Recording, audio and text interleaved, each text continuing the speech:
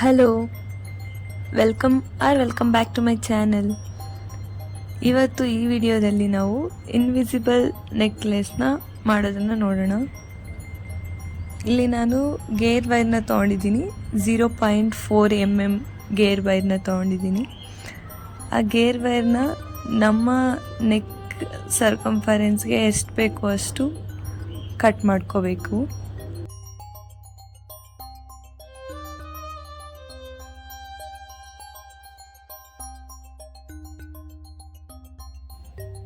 ಈಗ ಈ ಕಟ್ ಮಾಡ್ಕೊಂಡಿರೋ ಗೇರ್ ವೈರ್ನ ಕರೆಕ್ಟಾಗಿ ಮಿಡಲ್ಗೆ ಫೋಲ್ಡ್ ಮಾಡ್ಕೊತಿದ್ದೀನಿ. Just to make sure that pendant ಮಿಡಲಲ್ಲಿ ನೀಟಾಗಿ ಇರಲಿ ಅಂತ.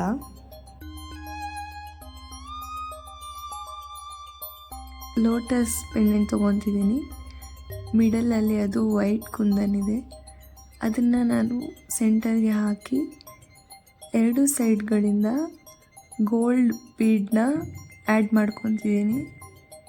ಇದೇ ಥರ ಗೋಲ್ಡ್ ಬೀಡನ್ನ ಆ್ಯಡ್ ಮಾಡಿರೋ ಥರನೇ ಲಾಕ್ ಬೀಡನ್ನ 2 ಸೈಡ್ಸು ಸಹ ಆ್ಯಡ್ ಮಾಡ್ತಿದ್ದೀನಿ.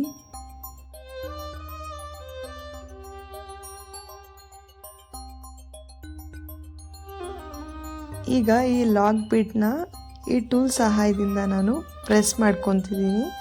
ಅದನ್ನು ಫುಲ್ ಲಾಕ್ ಮಾಡ್ತಿದ್ದೀನಿ. ಅದೇ ರೀತಿ ಇನ್ನೊಂದು ಸೈಡ್ಗೂ ಸಹ ಲಾಕ್ ಬೀಡ್ ಹಾಕಿ ಹೀಗೆ ಪ್ರೆಸ್ ಮಾಡಿದ್ದೀನಿ.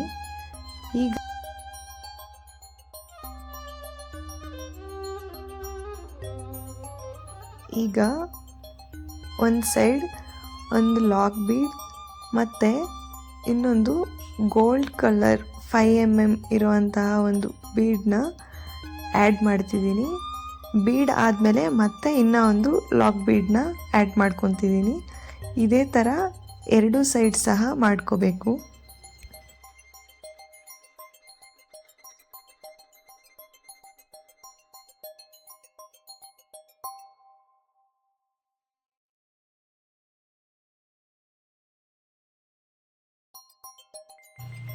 ಈಗ ಪೆಂಡೆಂಟಿಂದ ನಮಗೆ ಬೇಕಿರೋಷ್ಟು ಸ್ವಲ್ಪ ಸ್ಪೇಸ್ ಬಿಟ್ಟು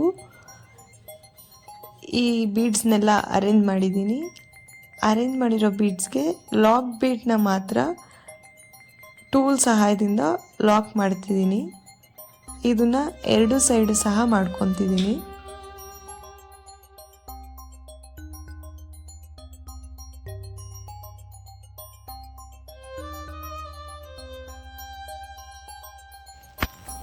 ಈಗ ನಾನು ಈ ವೈಟ್ ಪರ್ಲ್ಸ್ನ ತಗೊಂಡು ಅದನ್ನು ಜಂಪ್ ರಿಂಗ್ಸ್ಗೆ ಆ್ಯಡ್ ಮಾಡ್ತಿದ್ದೀನಿ.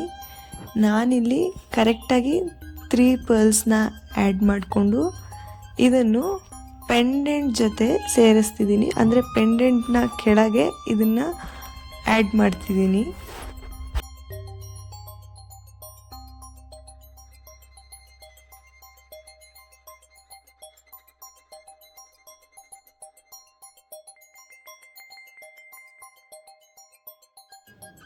ಈಗ ಚೈನ್ ಮೇಲೆ ಲಾಕಿಂಗ್ ಸಿಸ್ಟಮ್ಗಾಗಿ ಒಂದು ಲಾಕ್ ಬೀಡನ್ನ ಆ್ಯಡ್ ಮಾಡಿ ಅದರೊಳಗಡೆನೇ ಈ ಗೇರ್ ವೈರ್ ಹಾಕಿ ಅದನ್ನು ಲಾಕ್ ಮಾಡ್ಕೊತಾ ಇದ್ದೀನಿ. ಲಾಕ್ ಮಾಡಿ ಮಿಕ್ಕಿರೋ ಅಂಥ ಗೇರ್ ವೈರ್ನ ಕಟ್ ಮಾಡ್ತಿದ್ದೀನಿ. ಇದೇ ರೀತಿ 2 ಸೈಡ್ಸು ಸಹ ನಾವು ಸೇಮ್ ಪ್ರೋಸೆಸ್ನ ಫಾಲೋ ಮಾಡಬೇಕು. ಈ ಪ್ಲೇಸಲ್ಲಿ ನಾವು ಬೇಕಾದರೆ ಜಂಪ್ ರಿಂಗ್ನೂ ಸಹ ಆ್ಯಡ್ ಮಾಡ್ಕೋಬೋದು.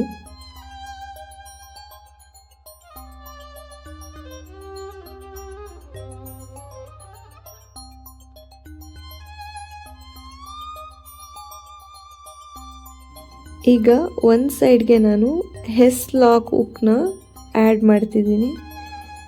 ಈ ಥರ ಮಾಡಿದ್ರೆ ನಮ್ಮ ಲಾಕಿಂಗ್ ಸಿಸ್ಟಮ್ ರೆಡಿಯಾಗಿರುತ್ತೆ.